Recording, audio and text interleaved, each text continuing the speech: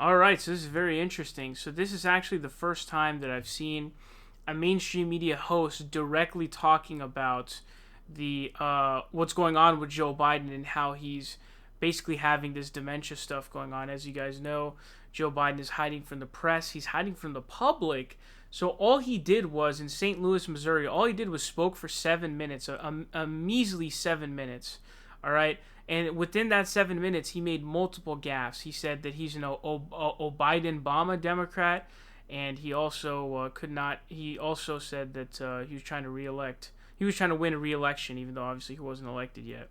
So he's having trouble basically articulating himself, and so he can't do it without any of these gaffes.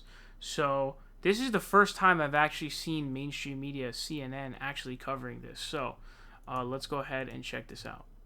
Well, and Sanders hasn't been unavailable to the press. He does a lot of interviews in town halls. Biden, the other end of the spectrum. More careful. He's been more careful. Very careful. Yeah. And it feels, I mean, even today he was at a rally and I think spoke for a total of 7 minutes. Right. I sort of think of him as like the George Costanza of the campaign. Like, leave him on a high note. Go in, make a joke, get the crowd applause, and then leave before he can say anything. Why? Because he's avoiding doing anything that's going to be a gaffe. Is that the idea? It seems that way. Yeah. I mean, he's been real reluctant to face the media. Does that? So this is step one. All right, this is step one. Now it's funny. He says George. She says George Costanza, as this dude Brian Stelter kind of looks like George Costanza, but. Anyways, so this is step one here in that, she's not out there saying, oh, yeah, he has dementia or neurological issues or whatever.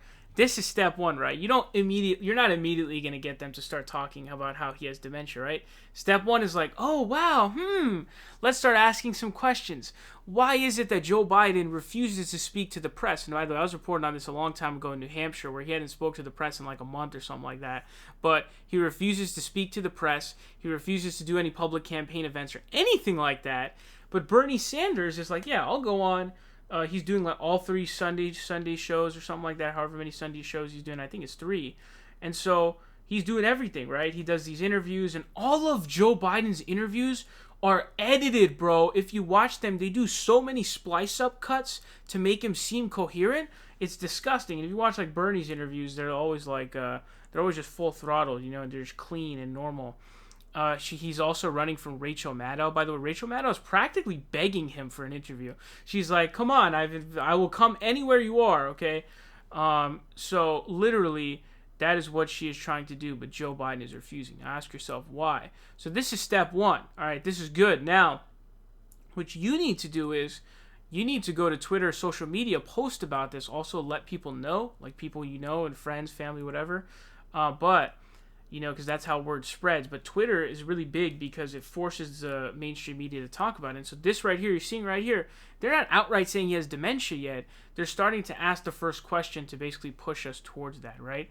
So what that means is soon we will have them getting to that conclusion, and we'll have this conversation. As you can see, Brian Stelter is a little bit worried about talking about that. He probably doesn't want to get fired. They obviously have memos of like, don't talk about this stuff. It's really obvious what they do at CNN, especially at MSNBC, where they're like literally silencing people for being pro Bernie. Not even pro Bernie, bro. Just telling the facts. Let's not call it pro Bernie. Let's just say pro fact. Okay, they would literally cut their audio and then start screaming in their ear to like, shut up, shut up. As we saw with Steve Kornacki, and then we saw with that one guy who's praising Bernie, and his audio just randomly cuts out. It's like, oh, well, I think we lost him there. Literally, the second he starts praising Bernie Sanders, it's hilarious.